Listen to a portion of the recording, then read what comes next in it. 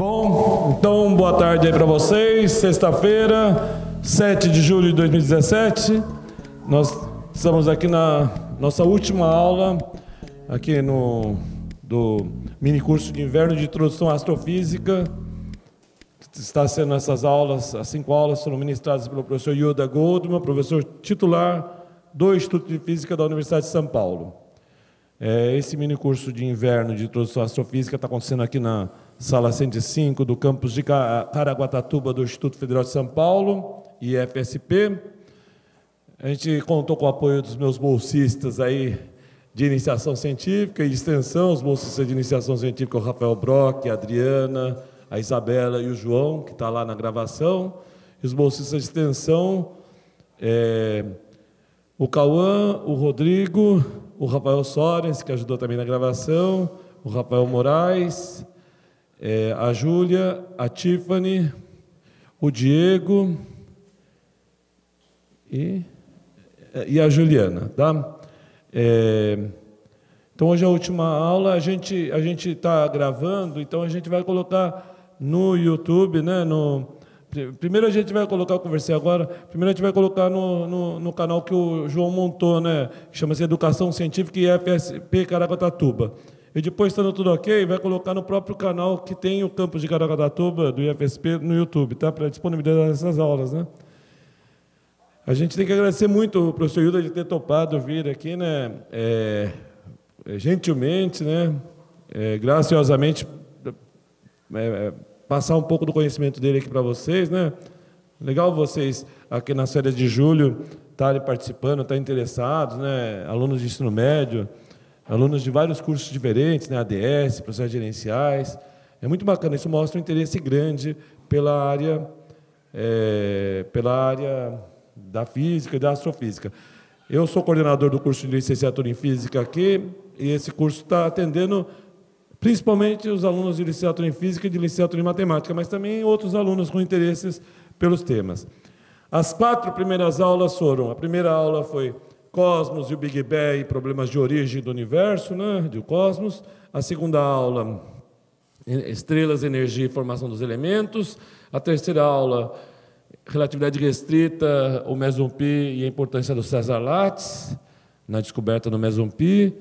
A quarta aula ontem foi sobre relatividade geral e evidências experimentais da relatividade geral.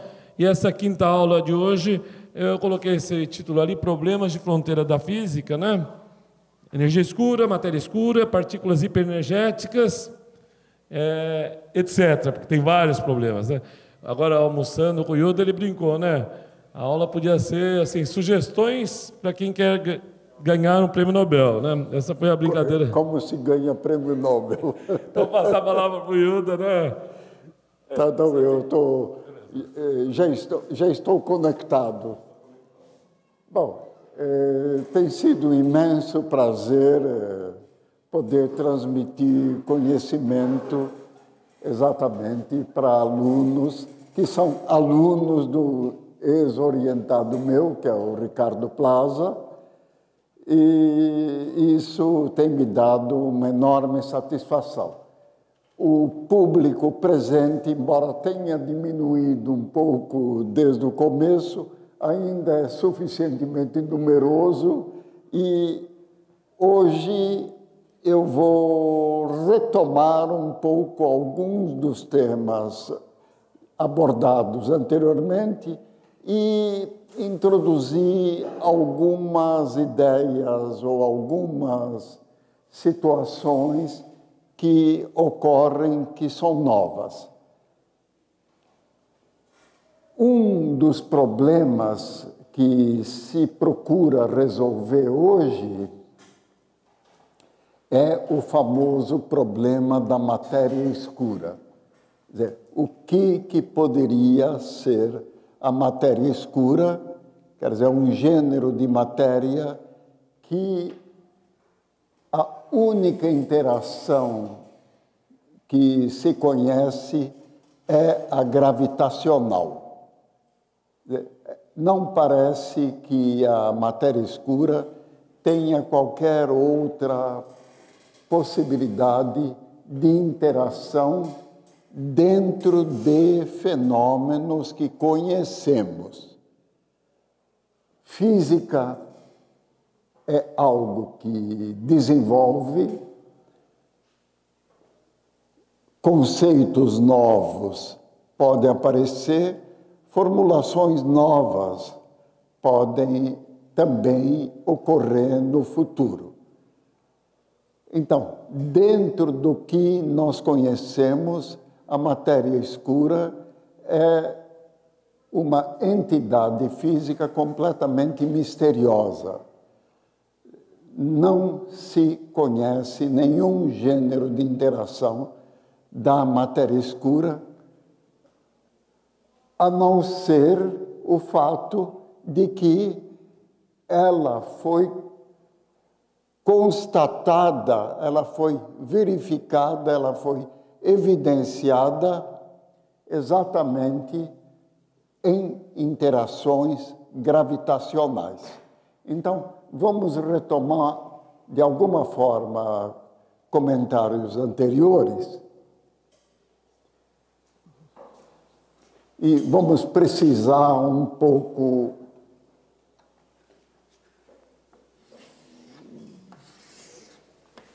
temos uma determinada distribuição de matéria onde temos presente uma massa.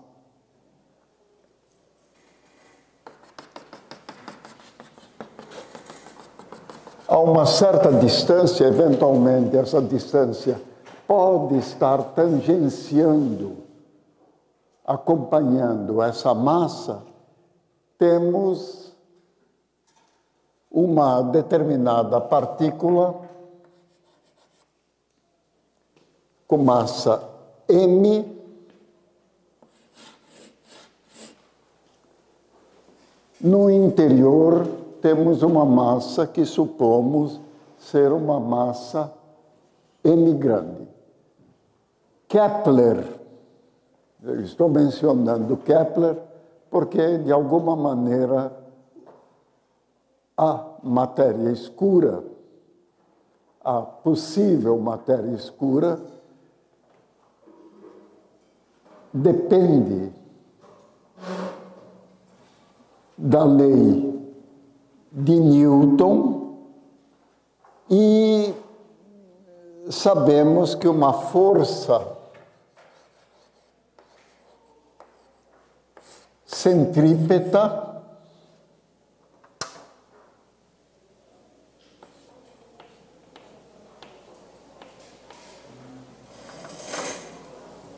quando há uma determinada distribuição de matéria, a força centrípeta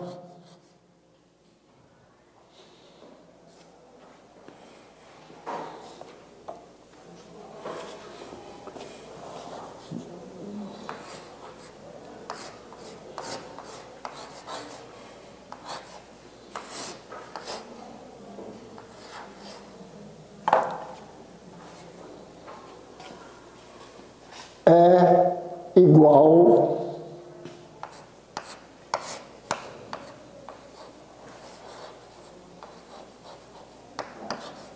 à força de atração gravitacional. Então, temos essa igualdade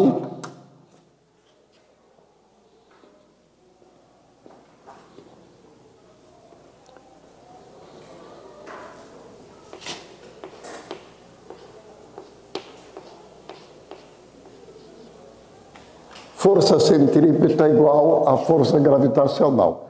Bom, vamos fazer como Newton, como Kepler fez, estabelecer qual seria uma maneira, digamos, de colocar em função de possíveis observações. Então, M cancela e nós temos que V ao quadrado R igual a GM. essa relação é extremamente importante porque estabelecemos uma relação onde temos uma distância que pode ser determinada dando um valor de velocidade. E isso, voltando a Kepler, V é igual velocidade radial ou em radianos,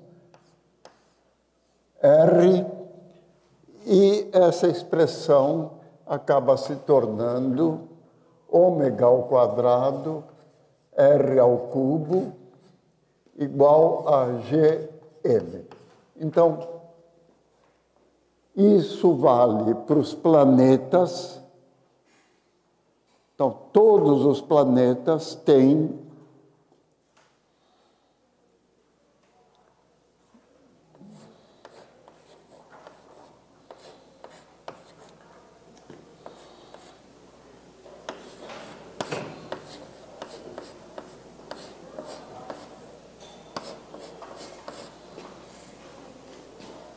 essa relação. Raio, que podemos traduzir como eixo maior, dividido pelo período, ou quadrado do período, cubo do eixo maior, quadrado do período, obedece Kepler. Você deduziu a terceira lei de Kepler, né? Você deduziu a terceira lei de Kepler. Sim, exatamente. É uma das 3 leis de Kepler. Eu estou lembrando que Kepler deduziu as leis de Kepler sem observações com telescópio. Ele jamais fez observações com telescópio.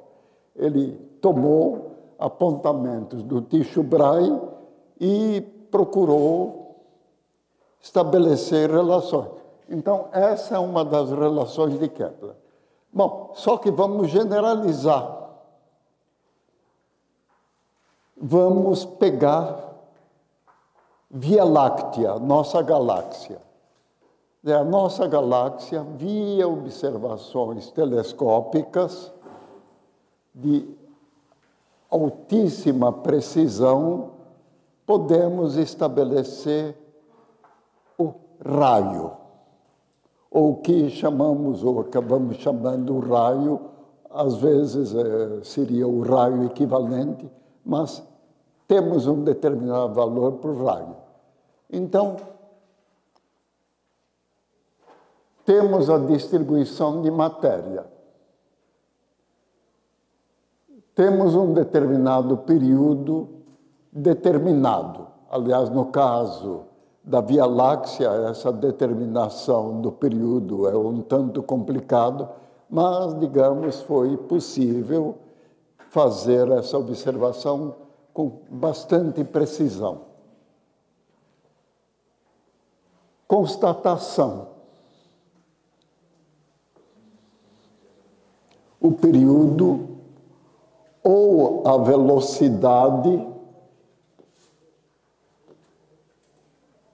que é a mesma coisa, uma vez que o raio é conhecido, acaba não correspondendo à massa. Tudo se passa como se a massa fosse maior. A massa é a massa observada.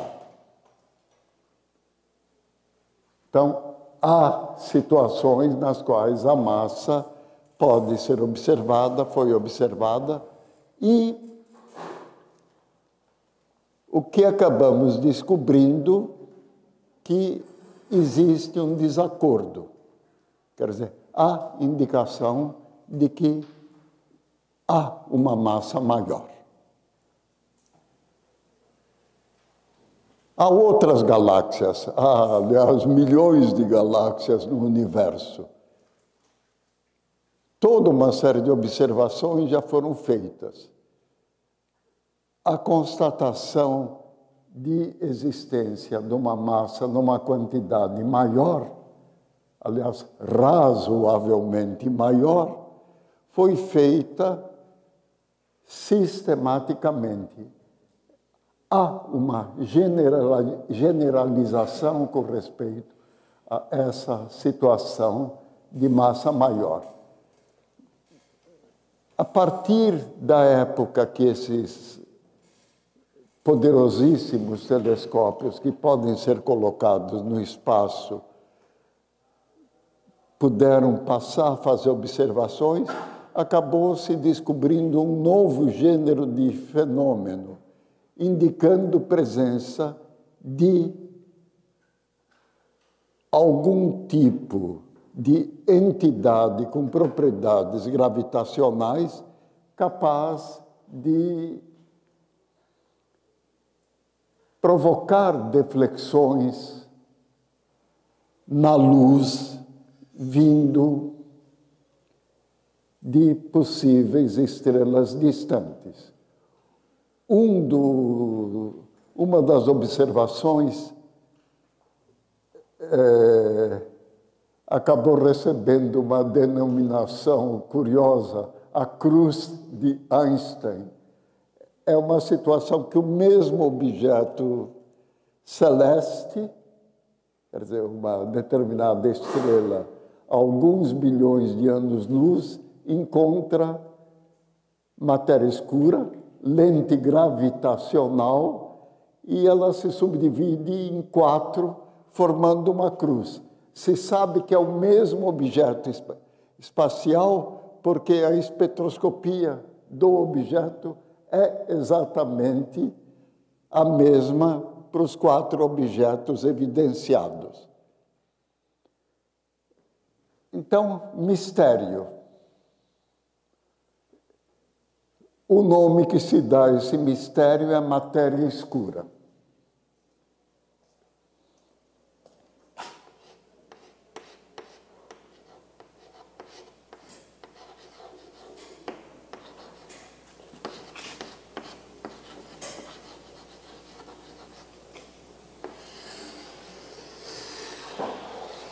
Então, a matéria escura é algo que sabemos que existe no universo e, na verdade, é uma matéria que ocupa algumas vezes, há uma quantidade dessa matéria numa proporção algumas vezes maior do que a nossa matéria ordinária.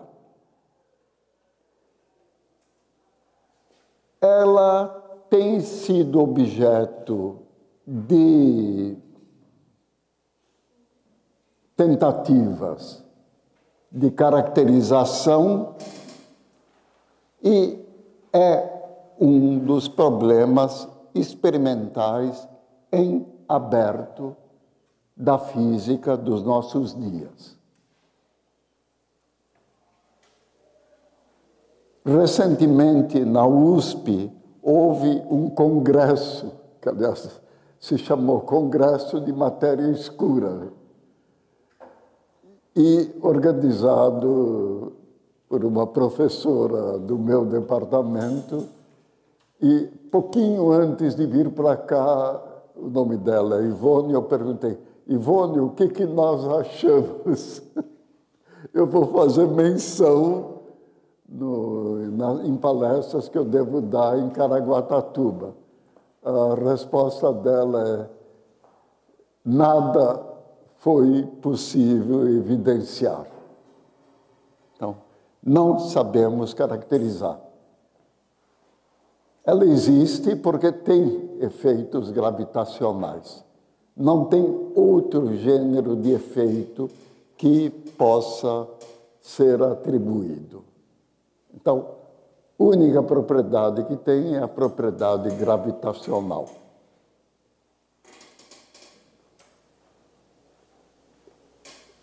Eu espero que o mistério, no momento é um mistério, seja desfeito nos próximos anos. Mas até agora nada sabemos. Então, esse é um dos problemas em aberto e, evidentemente, mesmo no tempo que a única forma de poder evidenciar correspondia justamente via velocidade periférica nas galáxias, já se acreditava na matéria escura. Fenômenos ligados à existência de lentes gravitacionais, constatados atualmente de inúmeras formas, ainda reforçaram a matéria escura. Então, matéria escura é um dos mistérios, um dos problemas em aberto da física dos nossos dias.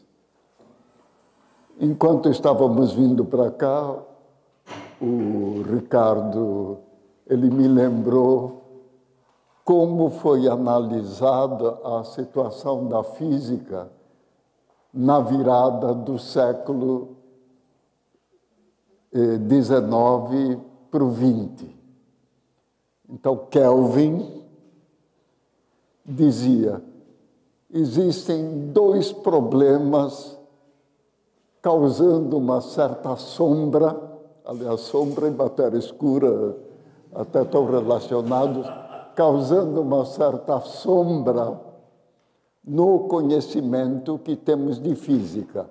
Mas isso deve ser desvendado rapidamente e a única coisa que é necessário fazer para o progresso da física hoje é melhorar a qualidade das observações. Ele estava completamente enganado, que a física dos nossos dias, evidentemente, é completamente diferente da física tanto do século passado como do século anterior. Nós estamos no século XXI e com mais mistérios aparecendo. Raios cósmicos.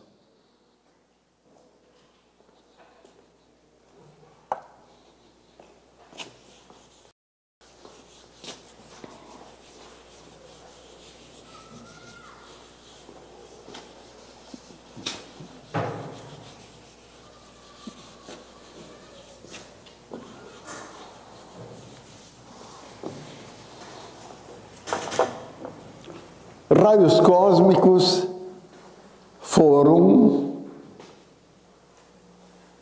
basicamente uma fonte de conhecimento de toda uma nova física que continua se desenvolvendo. Essa nova física permitiu justamente descobertas notáveis. Uma delas foi exatamente o meson pi do César Lattes. Então, observatórios de diversos tipos acabaram sendo estabelecidos em alguns locais e um dos observatórios, que foi o primeiro deles, foi um conjunto de detetores numa área relativamente grande. Eu lembro que uma das descobertas extremamente importante, pioneira, feita na física, foi feita em São Paulo. Chamava showers penetrantes. Gleb Vatagin, aproveitando o túnel 9 de julho, um túnel que comunicava duas partes da cidade por meio de uma montanha, aproveitou o fato de ser possível colocar uma câmara dentro do túnel com uma montanha em cima e evidenciou que radiação cósmica, isso foi feito antes do Lattes, evidenciou que a radiação cósmica poderia ter uma extensão abrangendo alguns metros. Então, a generalização dessa ideia levou a se construir um observatório de raios cósmicos com uma extensão relativamente grande, de centenas de metros quadrados, e se evidenciou a presença de partículas que, fazendo o cálculo da energia, chegava-se à conclusão que essa energia era extremamente elevada, quer dizer, muito mais elevada do que a energia correspondente a tudo que tinha sido observado. Então, uma extensão dessa ideia levou a alguns observatórios, atualmente temos alguns observatórios que abrangem uma área de quilômetros quadrados. Bom, como se sabe que é a mesma partícula que provoca? Via um sistema de coincidência extremamente preciso que permite saber que o evento detectado por aqueles milhares de detetores colocados é o mesmo evento. Quer dizer, algo que veio do cosmos. O nome que demos à nossa primeira palestra.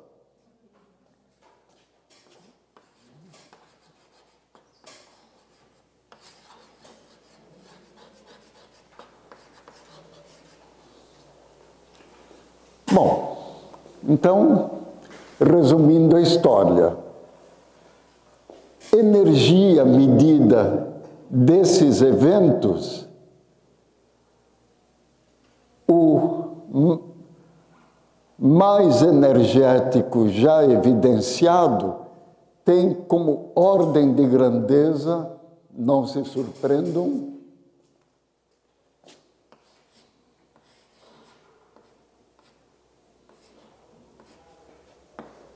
10.000 joules.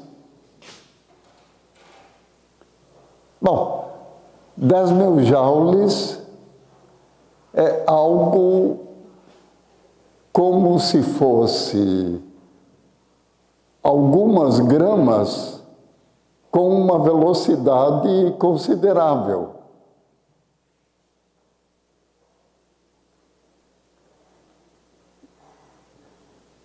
Bom, como partícula elementar pode ter essa energia?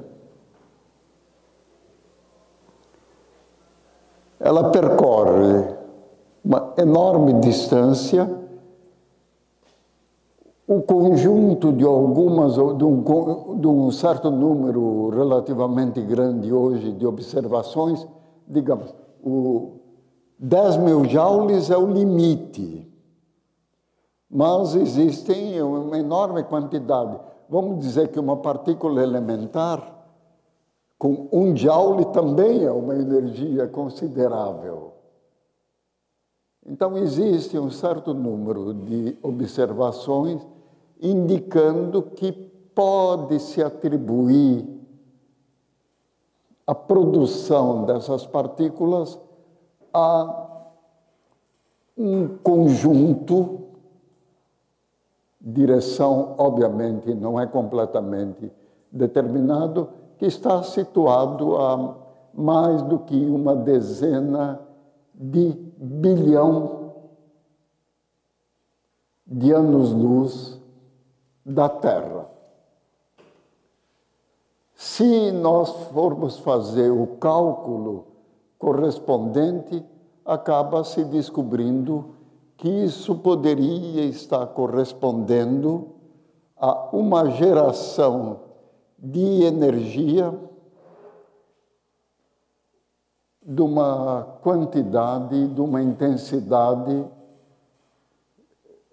completamente desconhecida, e o mecanismo correspondente a essa geração é absolutamente desconhecido. Então, esse também é outro dos possíveis mistérios da física, que observações sistemáticas, o planejamento atualmente é aumentar a área de observação. A certeza de que é um único evento se deve a coincidências de sinais produzidos. Quer dizer, um determinado sinal é produzido via detetores, milhares de detetores, e esses milhares de detetores dão um sinal coincidente com uma diferença de menos que nanosegundo, indicando que é um único evento. Então, os nossos showers penetrantes do túnel da 9 de julho acabaram virando showers extensíssimos, penetrantes, que atingem a superfície da Terra. Eu não vou entrar em detalhes, que não é bem o caso, mas isso corresponde à produção múltipla de partículas com uma energia absolutamente extraordinária que ocorreram em algum ponto da atmosfera. Então, evidentemente, a etapa seguinte disso é tentar aumentar a área de observação e isso pode ser feito, digamos, dentro de um projeto exequível, que custa caro, estabelecendo áreas de observação em toda uma série de posições na Terra e procurar estabelecer coincidência entre esse conjunto de áreas de observação. Essa energia, 10.000 joules, é o limite das observações hoje. Isso não quer dizer que é o limite possível. Eventualmente, o conectar milhares de quilômetros quadrados, quer dizer, indo muito além, possivelmente podemos estabelecer um valor mais elevado. Então, o mistério no momento é um prosseguimento de observações. Segundo, tentar estabelecer um mecanismo físico possível de produção de energias tão elevadas que chegam até a Terra. Se eventualmente existisse um observatório em Marte, e estamos a uns 20 anos de chegar em Marte, possivelmente vamos ver também. Só que em Marte teríamos uma situação diferente. Como a atmosfera de Marte é relativamente tênue, da ordem de 1% da atmosfera da Terra, a observação eventualmente poderia se dar via um único evento ou um número mais limitado de eventos. Para observar evento com a amplitude, com a intensidade que eu estou fazendo comentário, é necessário uma atmosfera terrestre, porque a atmosfera terrestre exatamente vai dando a propagação. Quer dizer, algo é produzido, vai se propagando, vai descendo, até formar um chuveiro extenso. Se nós estivéssemos em Marte, provavelmente não haveria o chuveiro extenso. Seria algo que chegaria simplesmente de uma forma completamente direta. Aí teríamos que estabelecer um detetor possível capaz de observar esses eventos. Não foi possível, até o momento, instalar nas diversas estações espaciais algo que pudesse responder exatamente a essa dúvida que poderá ser, não vou dizer constatada, mas pelo menos observada, dando mais uma informação.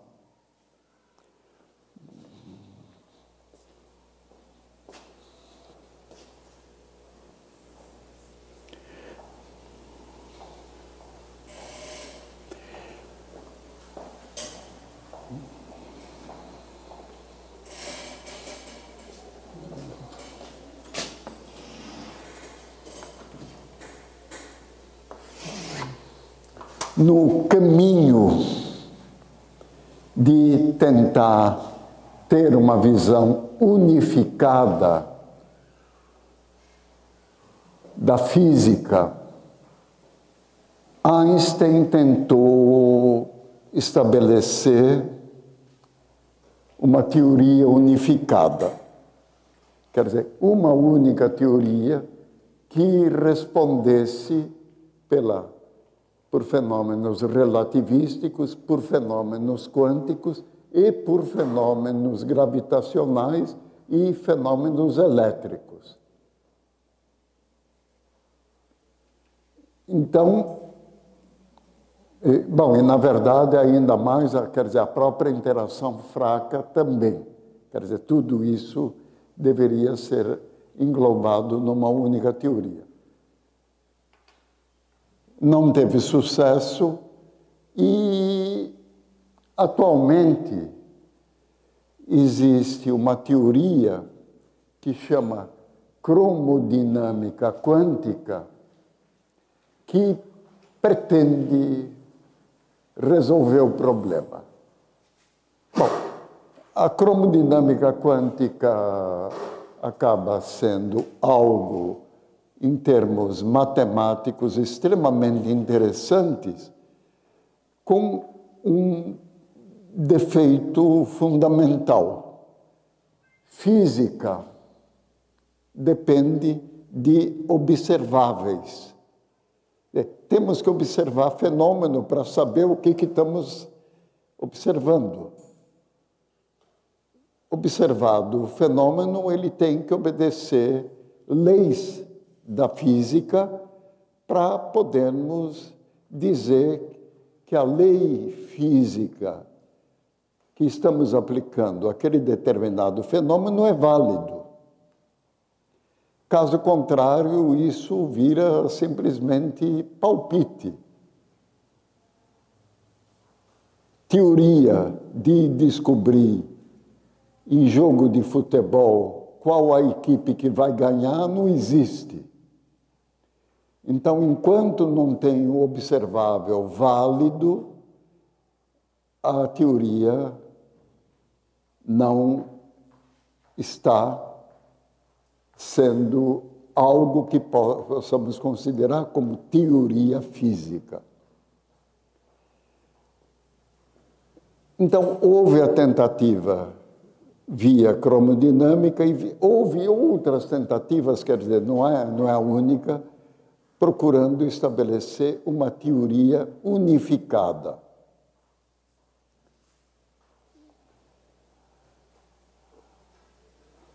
Uma das hipóteses que se tem sobre possível teoria unificada é um postulado, vamos chamar postulado, ou eu poderia chamar também de hipótese, que é a hipótese da unificação das forças. Então, há uma afirmação feita por físicos respeitáveis, eu não me incluo no meio, há uma afirmação feita por físicos respeitáveis de que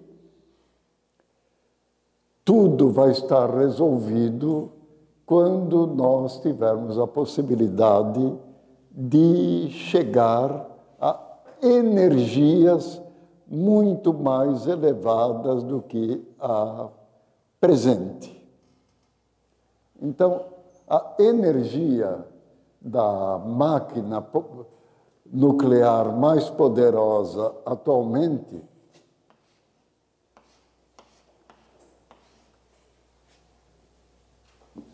que está no CERN, LHC, Large Hadron Collider, é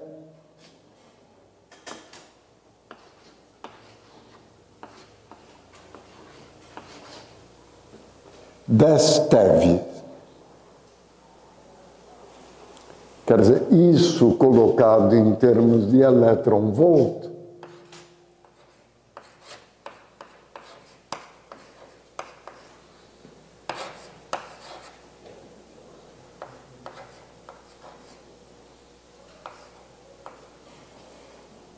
então,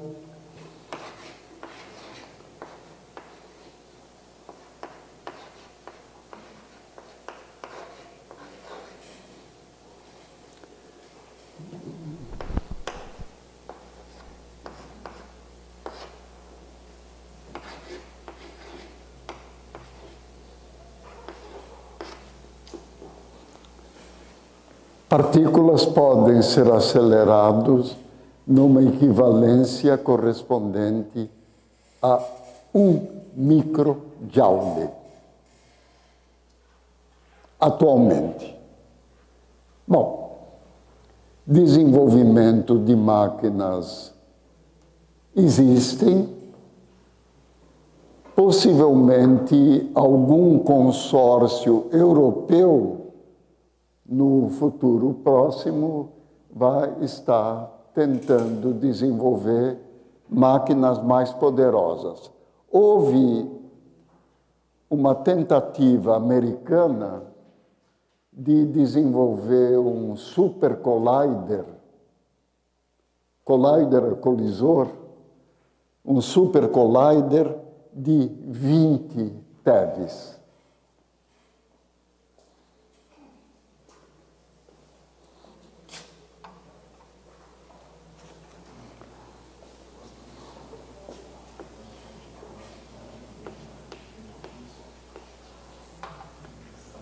Ele acabou virando uma fazenda de cultivo de cogumelos.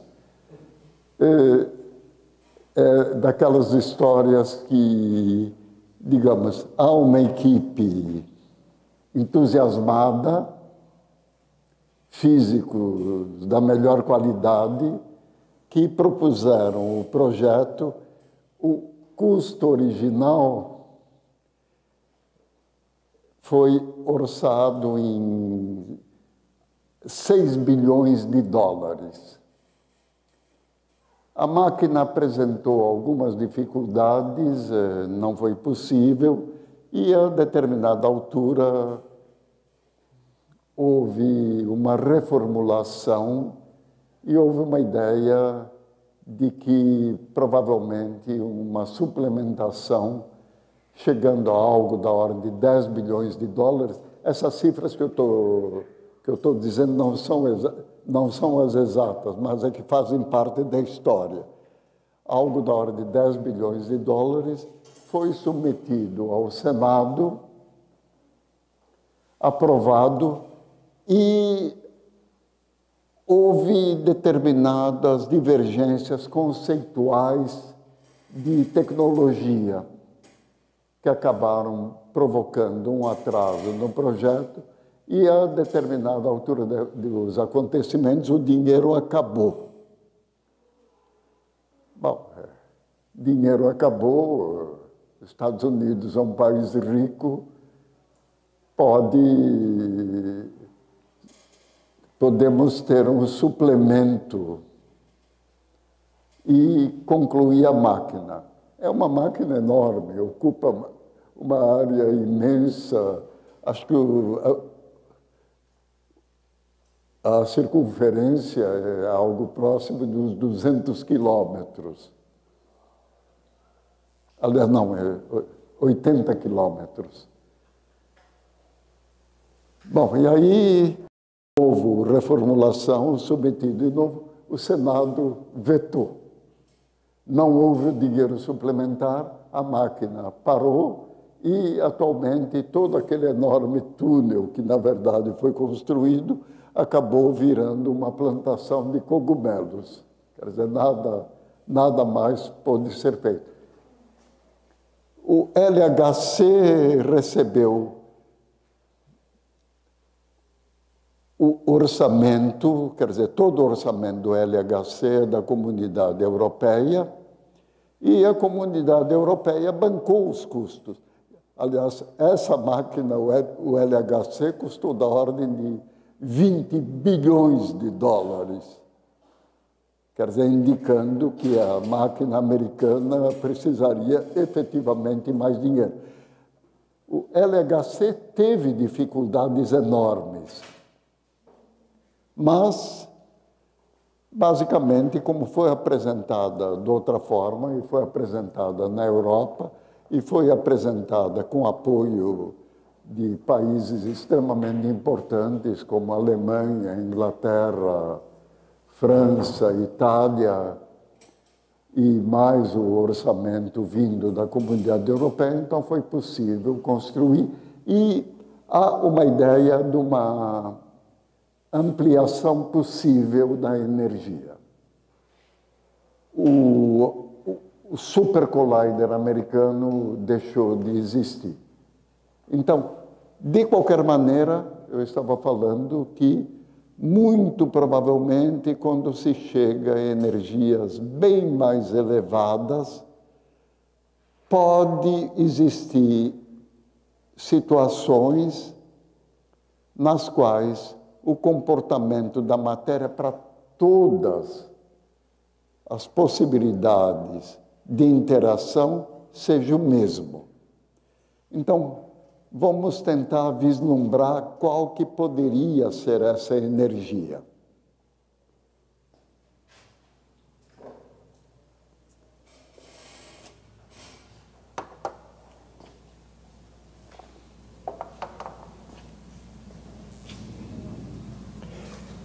Então, vamos confrontar energia gravitacional com a energia da força forte. Eu não vou dar maiores explicações de por que coloco mas à medida que eu for fazendo os cálculos, vai ficando mais ou menos claro. Energia gravitacional, quando se multiplica constante gravitacional pelo quadrado da massa, nós temos um resultado em termos de Joule-metro.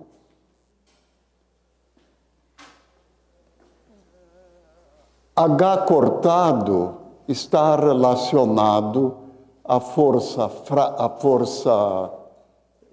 digamos, quântica, e a força quântica está relacionada à força nuclear.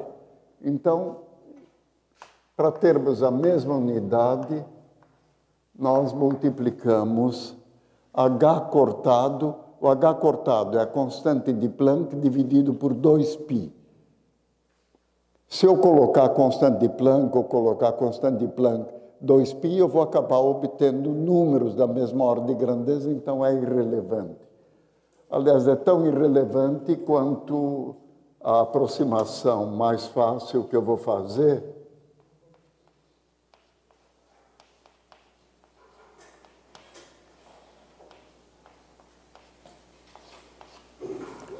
fazer o 2/3 igual a 1. O H cortado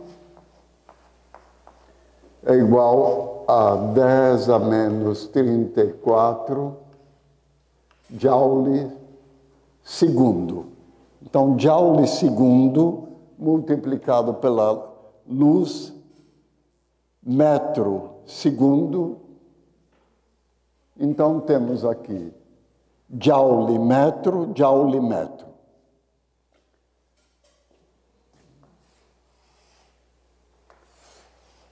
Então, HC, omitindo o 3, porque vocês vão ver que não tem nenhuma importância. Aliás, tem importância, mas não tem nenhuma importância para obter a ordem de grandeza que eu preciso. Então, HC é velocidade da luz 10 a 8, 10 a menos 34.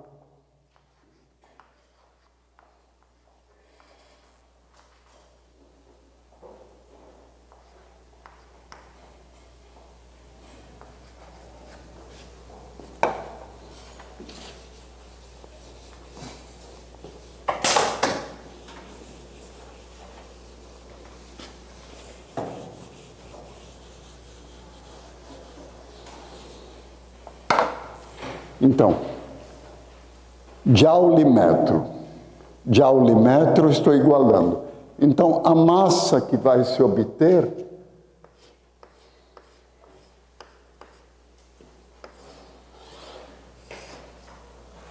quer dizer, o valor especial dessa massa vai ser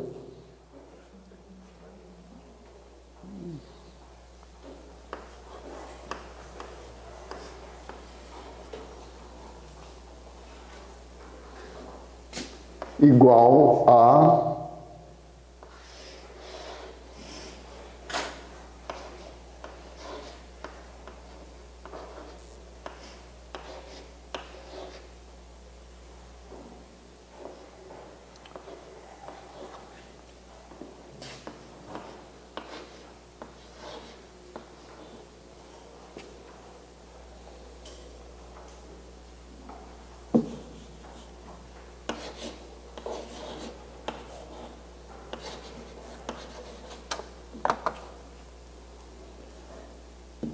dez a 8 quilos, 10 a menos 26, 10 a menos 10, 10 a menos 16, não, desculpe, é o contrário, 10 a...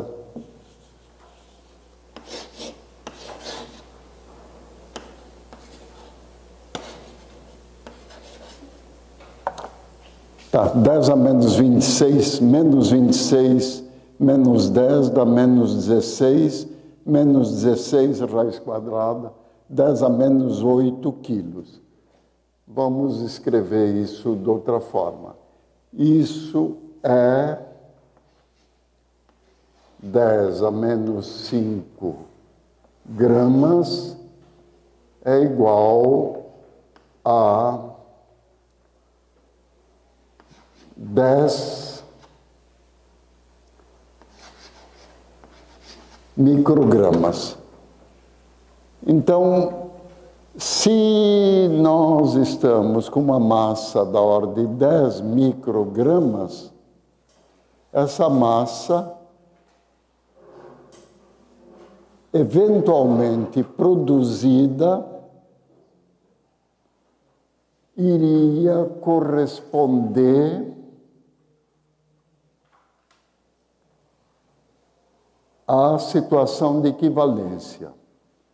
Então, constante gravitacional aplicada a massas da ordem de 10 microgramas acabariam dando uma energia igual à energia da força nuclear. Então, nessa situação é a situação na qual poderia ocorrer a equivalência.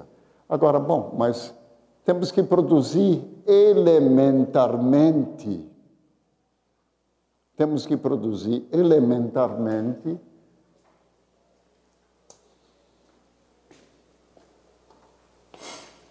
essa massa. Giz colorido.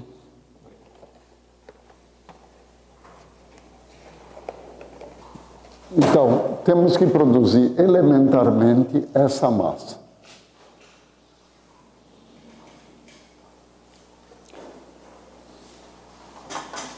(10⁻⁸ quilogramas. Então, E igual a mc2 igual a 10⁻⁸, 3 vezes 10 a 8 ao quadrado, isso é igual... Bom, 3 ao quadrado é próximo de 10, 8, 16, temos aqui 10 a 17,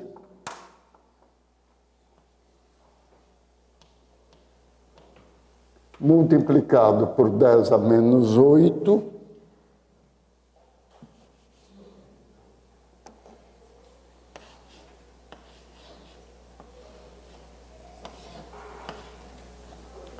trivial.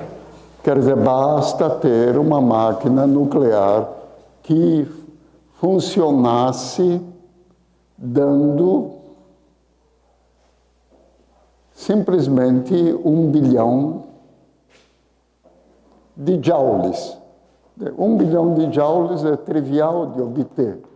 Basta pegar uma usina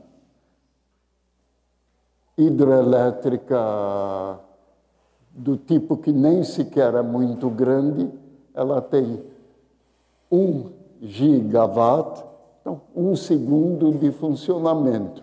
Bom, o único problema é colocar isso aqui em terminais tais que pudesse dar o equivalente ao LHC. Mas no LHC estávamos com 1 microjoule.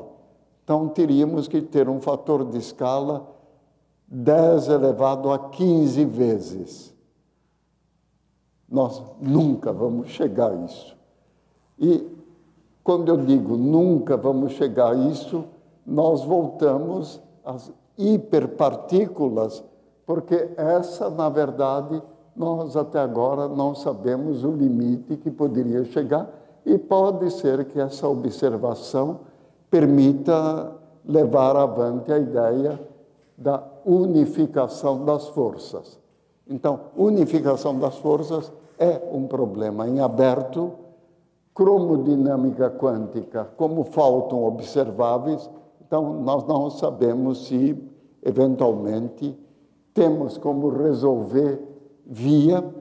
Aliás, a cromodinâmica quântica é extremamente atraente, de tal forma atraente que milhares de jovens com capacidade cerebral notável trabalham desenvolvendo equações que, eventualmente, permitam chegar a observáveis possíveis.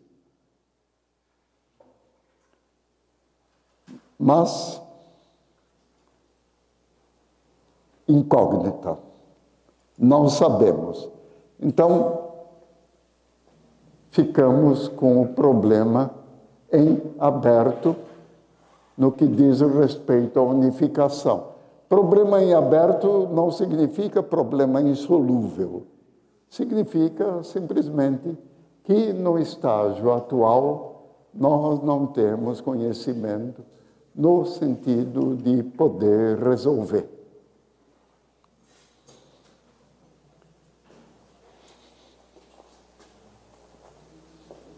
Ok.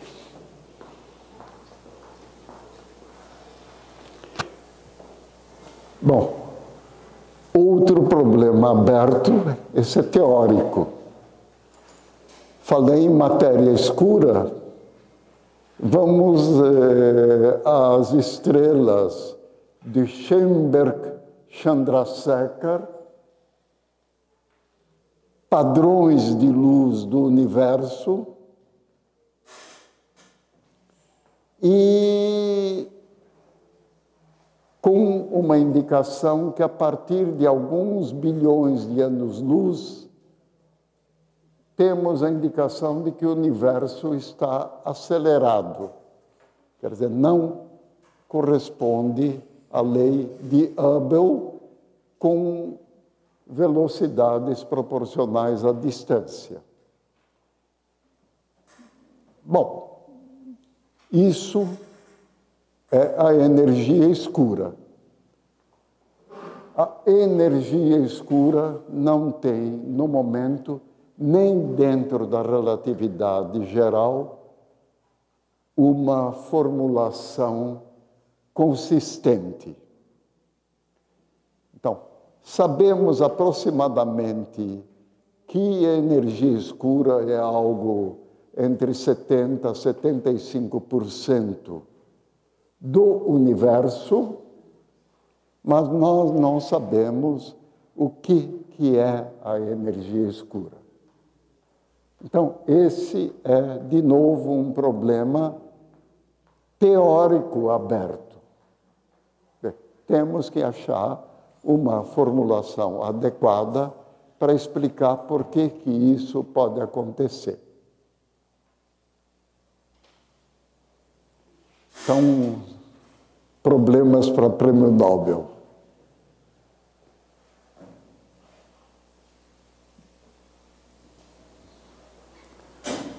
Aliás, eu, quando estudante, os possíveis problemas para prêmio Nobel eram mais simples. Outro problema que existe e que possivelmente poderá acabar encontrando algum gênero de solução a curto prazo. E a hora que eu digo curto prazo, estou pensando em escala de tempo de 10 anos. Não estou pensando em escala de tempo de 100 anos.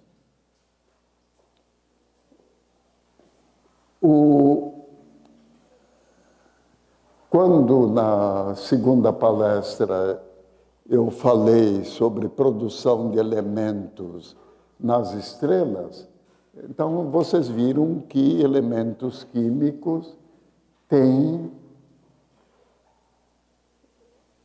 uma complexidade que vai crescendo à medida que aumenta o número atômico.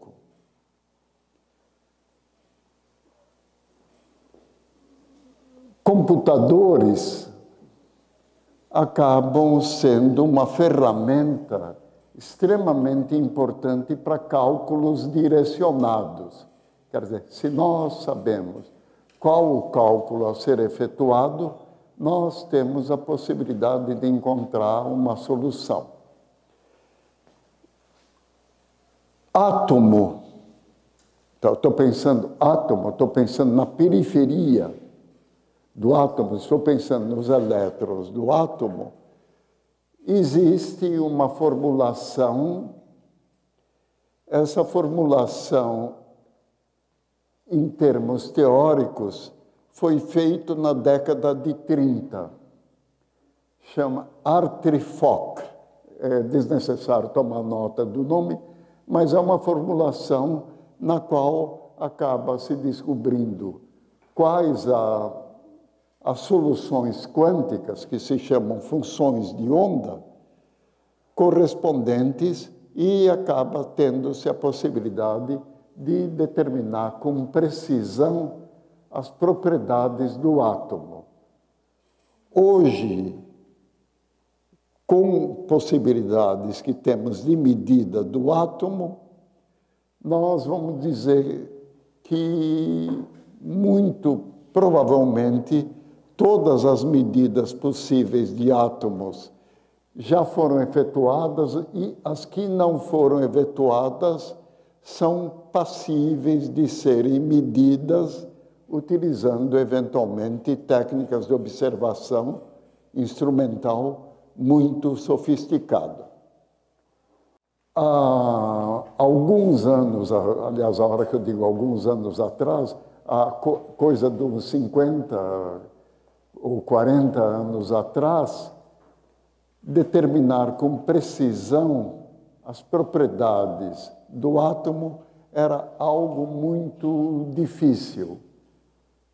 Computadores, exatamente com o poderio que tem, e mais ainda hoje, com os supercomputadores existentes, existe a possibilidade, ou, na verdade, nem existe, existiu a possibilidade de calcular estrutura atômica, estrutura eletrônica com precisão.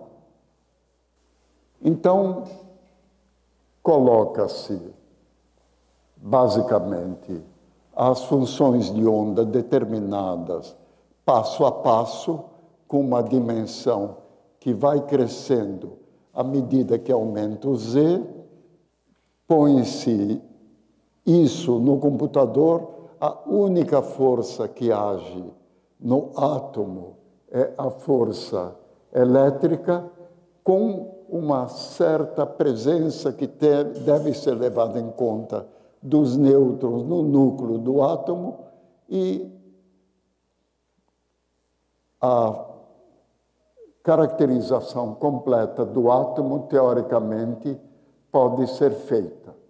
Então, é um cálculo com enorme dificuldade, mas 80 elétrons com um computador que tem 10 a 16 flops, torna-se possível. Aliás, nem foi necessário chegar aos supercomputadores que existem hoje, algumas dezenas. Mas, núcleo, nós temos uma situação mais complicada. Na verdade, a força nuclear, com a exatidão da força coulombiana, não foi determinada. Existem expressões empíricas que podem ser utilizadas, expressões essas que podem ser aperfeiçoadas, e aí nós nos vemos na presença de um núcleo que tem prótons, tem nêutrons, e entre prótons e nêutrons temos uma força nuclear atuando. Essa força nuclear é, de certa forma, a mesma entre prótons e nêutrons, com pequenas diferenças, mas isso pode ser determinado bastante bem num tempo relativamente curto. Então, nos vemos ante uma determinação exata de propriedades nucleares, utilizando justamente cálculos com o computador, resolvendo o problema. Isso foi feito algumas vezes em núcleos ou átomos mais simples, quer dizer, não tão elevado quanto os que conhecemos hoje, mas, de qualquer maneira, foi feito. A ampliação da capacidade do computador, ou a possibilidade de, eventualmente, usar computadores para fazer esse cálculo, podemos dizer que poderia resolver a totalidade do problema. Isto é, o núcleo calculado passaria a ter propriedades determinadas que poderíamos medir com facilidade e verificar se o cálculo é de boa qualidade ou não. Então, computadores podem, no futuro, resolver esse problema. Bom, agora, na verdade, é um pouco mais complicado do que só isso. Quer dizer, o que se pretende é usar computadores para, eventualmente, em alguma época, chegarem a uma inteligência artificial que possa equivaler à inteligência humana. Nós somos extremamente inteligentes.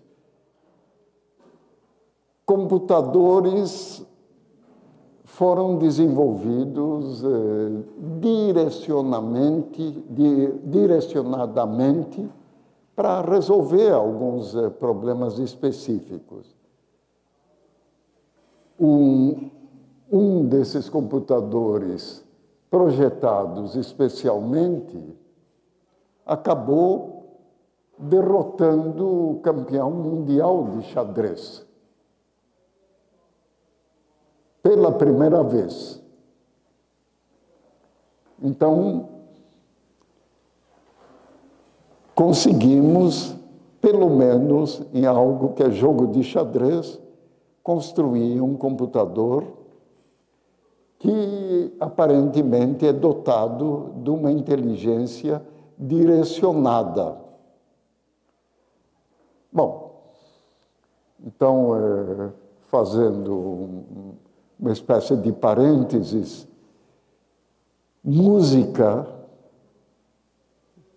quem eventualmente frequenta ou frequentou alguma escola de música organizada ou algum conservatório, sabe que existe toda uma enorme quantidade de conceitos aprendidos e o curso corresponde ao fato de se aprender como utilizar, quer dizer, como produzir sons de uma maneira que ou se torna agradável ou se torna inteligente. Stravinsky, quando produziu a Sagração da Primavera, ele não pretendia produzir sons agradáveis. Aliás, a forma como começa a Sagração da Primavera começa por meio de uma série de acordes dissonantes. Mas computador, eventualmente, poderia aprender como fazer isso aqui. Então, uma das perguntas que eu faria, será que algum computador seria capaz de escrever algo tão sublime como a Nona Sinfonia do Beethoven? Tá, esse seria o limite da inteligência artificial. Tá, não é que o computador é feito para escrever música. Tá, ele é feito para criar algo realmente insuperável em termos de criação humana. Então, utilização do computador independe de se fazer propriamente experiências no que diz respeito à física nuclear. Então, foram efetuadas medidas em 12 vulcões.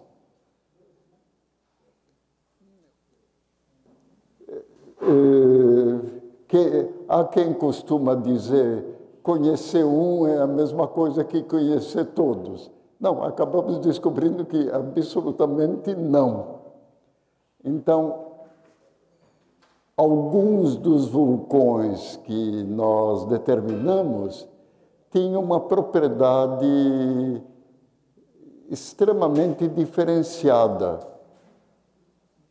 Urânio e tório, que aparecem espalhados em toda a crosta terrestre, em 2 dos vulcões, principalmente, eu vou só acentuar 2, em Kilimanjaro, Kilimanjaro é uma montanha da África, de mais de 5.000 metros de altura. Então, amostras coletadas nesses vulcões indicaram uma presença de urânio e tório, algo da ordem de mais do que 10 vezes a correspondente à crosta terrestre. Então, isso indica que na origem, ou na possível origem da lava vulcânica, a profundidade pode corresponder a uma profundidade na qual existe uma concentração maior. Então, esse é um elemento importante e, com a técnica que nós usamos de determinação dos elementos químicos, isso pode indicar que pode valer a pena uma continuação do estudo, eventualmente em montanhas mais elevadas. Eu estou planejando a curto prazo fazer uma coleta de algo da ordem de umas 10 amostras nos Andes. Por que eu estou escolhendo Andes? Porque é mais fácil chegar nos Andes do que no Everest. Eu tenho um técnico de laboratório que adora subir, aliás, ele já subiu no Everest, e ele ficaria encantado em poder coletar amostras nos Andes. Bom, sistema solar, ele deve ter aproximadamente uma composição que deve ser mais ou menos a mesma em todo... Bom, dizer mais ou menos a mesma é um pouco de exagero, mas não deve ser muito diferente nos planetas do sistema solar. O meteorito, amostras que ficam bombardeando a superfície da Terra, são possíveis restos de ou planetas que se fragmentaram ou, eventualmente, asteroides. Então, nós atualmente estamos fazendo uma pesquisa com meteorito. Então, o que tem de interessante essa pesquisa? Há 60 milhões de anos atrás, dinossauros que habitavam a Terra possivelmente foram extintos por um meteorito gigante, bem gigante, que atingiu a Terra. Então, como eu caracterizo eventualmente possível meteorito que pode corresponder a uma classe semelhante ao meteorito da extinção? Aliás, na Terra nós não tivemos uma única extinção. Tivemos algumas. A mais recente é a dos dinossauros, há 60 milhões de anos. Então, como eu posso caracterizar um eventual meteorito que pode estar ligado de alguma forma à extinção? Então, a situação é relativamente simples.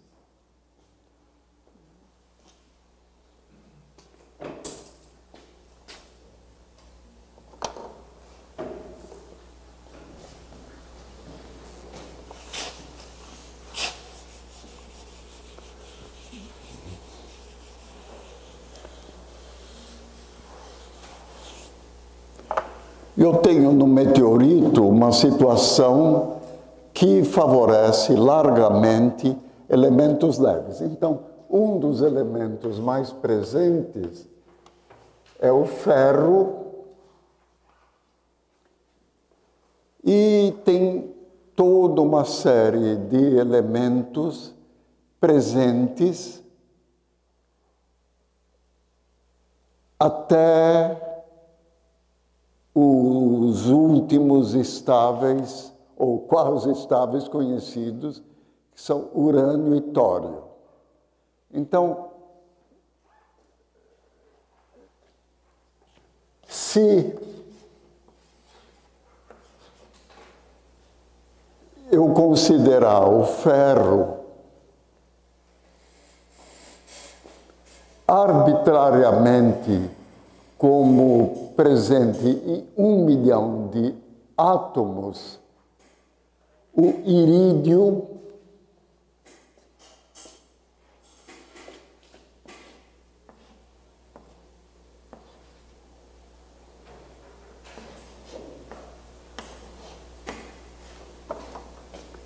estaria presente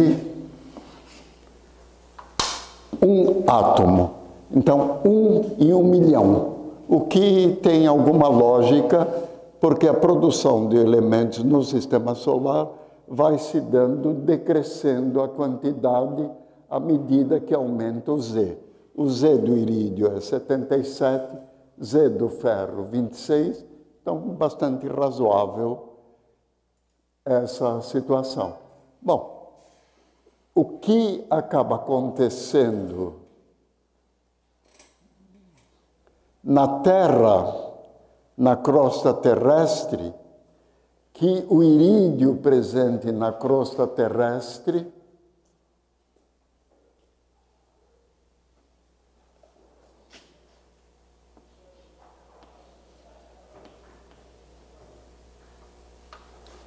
ele está presente numa proporção da ordem de 1 milésimo. Então, a própria geoquímica da crosta terrestre acaba dando uma distribuição de elementos, favorecendo, obviamente, o oxigênio que se liga com tudo, silício, que tem uma facilidade relativamente grande de estabelecer ligações, alumínio, ferro, e os alcalinos e alcalinos terrosos. Toda uma série de elementos químicos não estão presentes porque não formam compostos e têm uma densidade relativamente elevada, e na sopa primordial, que era a Terra, quando se formou, afundaram. Mas o irídio, no espaço, ele existe.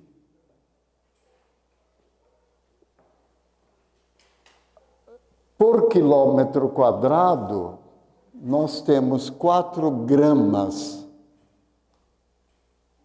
atingindo a Terra via meteoritos maiores ou menores. Os que nós conseguimos coletar como possível amostra são da ordem de grama.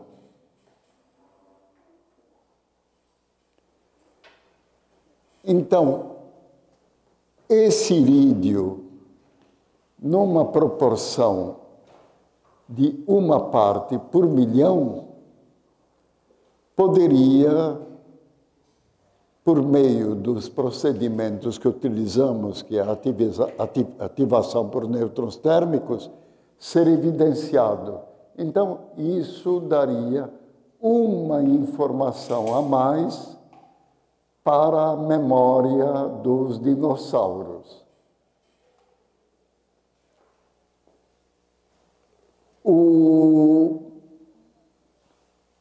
Evidentemente, é um tipo de medida feita com alguma sistemática, e nós poderíamos dizer que a sorte grande poderia também acontecer nessas medidas.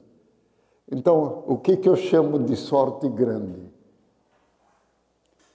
Nós, evidentemente, temos uma civilização de observação do céu desde os primórdios das sociedades urbanas.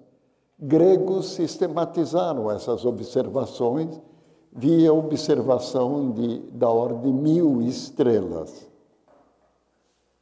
Então, essas observações continuam sendo feitas. O que acaba acontecendo com a possibilidade de, eventualmente, irídio poder ser detectado é, primeiro, a evidência de que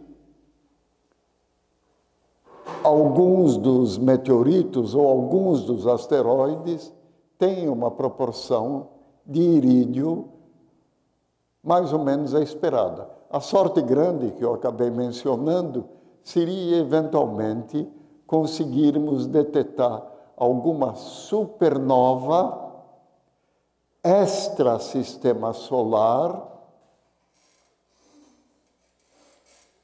que não observamos porque pode ter ocorrido há milhares de anos, sem registro, que explodiu com plutônio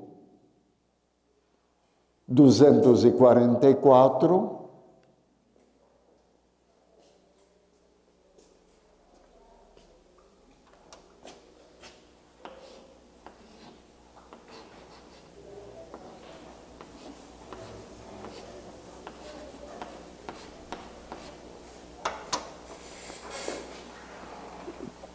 num tempo não muito maior do que 80 milhões de anos atrás, e se nós conseguirmos evidenciar, é exatamente o que eu estou dizendo, esse poderia ser a sorte grande, quer dizer, evidenciar plutônio dentro da nossa galáxia, que pode ter sido uma supernova de 100 milhões de anos atrás, não sei, mas com uma meia-vida tal que permitiu que, viajando pelo espaço, atingisse a Terra. Quando eu falo viajando pelo espaço, eu estou pensando não em velocidades da luz, estou pensando em velocidade, fração da velocidade da luz, quer dizer, 300 quilômetros por segundo, que é uma velocidade, eventualmente, que um pedregulho lançado por uma supernova poderia atingir chegando à Terra. Só que se isso aconteceu a uma distância da ordem de 10 mil anos-luz, quer dizer, 10 mil anos-luz é o número arbitrário que eu estou tomando, ele chegaria na Terra 10 milhões de anos depois. Se aconteceu há 100 mil anos, chegaria à Terra 100 milhões de anos depois. Mas 100 milhões de anos depois, eventualmente, nós poderíamos estar detectando. Você quer falar algumas famosas últimas palavras, famous last words? Sim, bom, eu quero agradecer a audiência. Conservou-se num número relativamente grande o tempo todo, apesar da aridez de boa parte do tema. Eu procurei, no meio da exposição, contar historinhas nas quais eu participei e realmente fiquei muito satisfeito de poder dar esse mini curso exatamente agora no período inverno. Agradeço a todos.